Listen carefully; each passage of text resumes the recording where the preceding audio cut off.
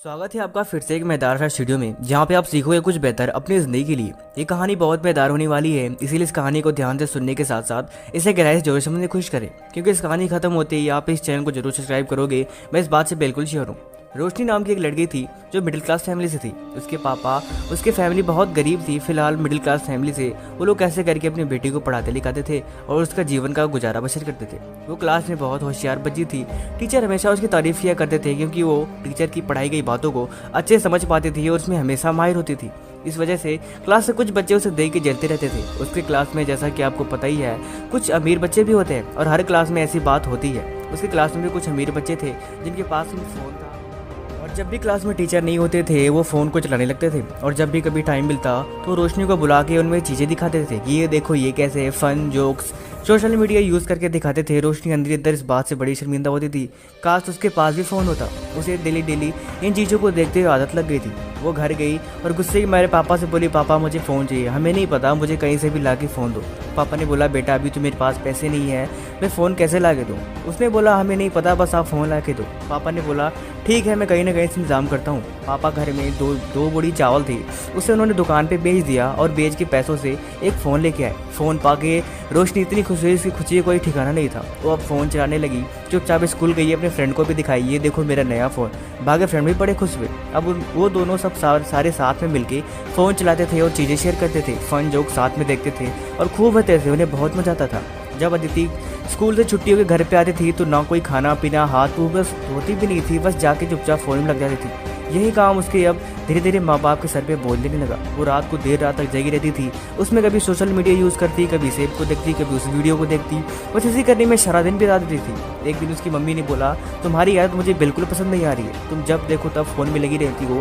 पता नहीं तुम्हें फ़ोन में क्या दिखाई देता है। कभी ना तो हमारे पास बैठती हो, ना तो कभी हमारे पास उठती हो।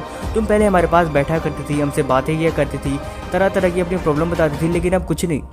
रोशनी बोली, मम्मी अब वो जमाना नहीं रह गया, अब हम सब एडवांस हो गया है, इसीलिए पास बैठ के क्या करना, इसीलिए चीज़ें फ़ोन में है। इसमें देखो कितनी नई नई चीज़ें हैं, हम कितना बेहतर कुछ सीखते हैं, कितना बढ़िया सब हमें यहाँ पे दिखाई देता है। और उसकी मम्मी बोली, ठीक है जो भी है, लेकिन ये आदतें अच्छी नहीं है बेटा। लेकिन उसे इस बात से कोई फ़र्क नहीं पड़ा। वो चुपचाप फिर फ़ोन चलाने में लग गई। सुबह उठते ही उसने पापा उसके बोले, बेटा तुम फ़ोन चलाती रहती हो, तुम्हारी ये क्या आदत है। मम्मी तुम्हारी कह रही थी कि तुम अब धीरे धीरे तुम्हारी आदतें बिगड़ती जा रही है। उसने पापा से बोला, पापा आपको क्या हो गया है, मैं जो मर्जी वो करूं, आपको इतना बोलने का कोई हक नहीं है।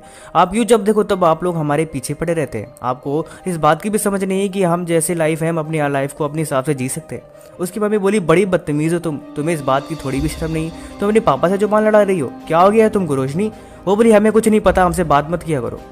उनकी मम्मी ने बदतमीज़ करने के बाद भी वो चुपचाप बिना खाए स्कूल के लिए चली गई। और रास्ते में ज़्यादा समय बस थोड़ी दूर गई थी, शायद गुस्से में उसकी साइकिल सही से चल नहीं रही थी। उस साइकिल में उसका पैर फंस गया और वो गिर गई, और गिरने से उसका एक हाथ, दाहिना हाथ टूट गया। और हाथ टूटने की वजह से वो सड़क पे बैठ के चुपचाप चिल्ला रही थी और रो रही थी। लेकिन कुछ लोग आए, उसे उठा के हॉस्पिटल ले गए, और हॉस्पिटल उठा के ले गए तो चुपचाप वहाँ पे ले जाके उसे एडमिट कर दिए गए। और जब एडमिट हो गई, उसकी आँख खुली तो देखा उसके हाथ में पट्टी बंधी पड़ी है। अब उसे समझ में नहीं आ रहा था कि वो क्या किया जाए। लेकिन जब आँख खुली तो वो देखे कि देर रात तक फ्रेंड पे जो चैटिंग करती थी, उसमें से कोई भी फ्रेंड उसके सामने खड़ा नहीं था। सिर्फ खड़े थे तो सिर्फ दो लोग, और वो एक उसकी मम्मी और एक उसके पापा, और दोनों की आंखों में आंसू थे। चुपचाप अपनी बेटी के पास चेयर लगा के बैठे हुए थे।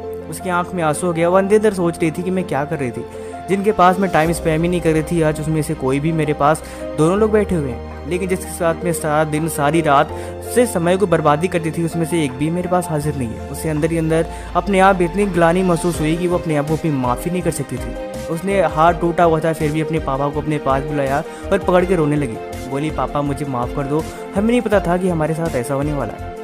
हम जानते हैं चीज़ें कभी कभी हमारे पास इतनी अच्छी लगती हैं कि हम उन चीज़ों को भूल जाते हैं जिनका हमारी ज़िंदगी में बहुत बड़ा रोल होता है, और जो हमेशा हमारे साथ खड़े होते हैं। हम उन्हें छोड़ के अपनी इस आर्टिफिशियल दुनिया में ऐसे गुम हो जाते हैं कि हमें पता नहीं लगता कि हमारे लिए क्या सही है और क्या गलत है। उस बात का रियलाइजेशन तो हो गया। उसने कसम खाया कि आज कुछ भी हो जाए फ़ोन को ज़्यादा यूज़ नहीं करेगी, और घर में जो लोग उसके लिए हमेशा ज़िंदगी के हर मोड़ में आगे खड़े रहते हैं, हमेशा उनके साथ देगी। बाकी अदिति की सबक से उसने अपने अंदर तो सबक सीख लिया, लेकिन आपने क्या सबक सीखा जरूर इस बात पे कमेंट करके देखें। और कहानी के लिए हमारे चैनल को जरूर सब्सक्राइब करें, और साथ ही साथ इस कहानी को हर उस फ्रेंड के साथ शेयर करें जो दिन रात तक फ़ोन चलाता है और उसके मना करने के बाद भी अपनी मम्मी पापा से बहस कर जाता है, ताकि उसे भी इस बात का रियलाइजेशन हो।